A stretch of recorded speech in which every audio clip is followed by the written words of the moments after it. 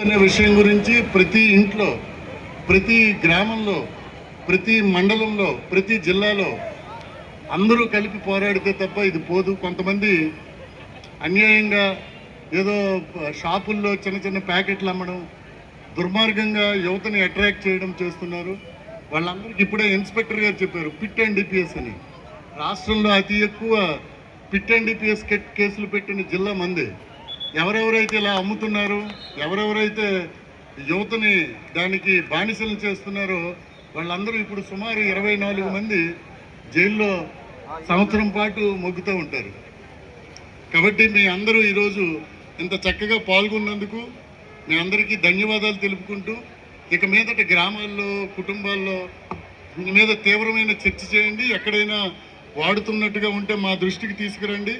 Toll free number ఉంది 1972. ఆ నంబర్కి మీరు చేస్తే ఇమీడియట్గా రియాక్ట్ అవుతారు.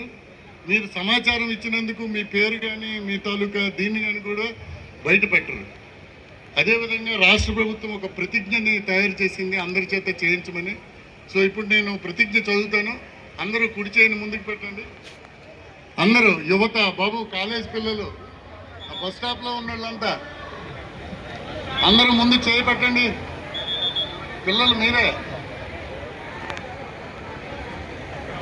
ప్రతిజ్ఞ: మన దేశాన్ని మాదక ద్రవ్యాల నుంచి విముక్తి చేయడానికి కృషి చేస్తానని, మాదక ద్రవ్యాల వినియోగాన్ని వ్యతిరేకిస్తానని, ఇతరులను కూడా అదే విధంగా చేయడానికి ప్రోత్సహిస్తానని, మాదక ద్రవ్యాల దుర్వినియోగం వల్ల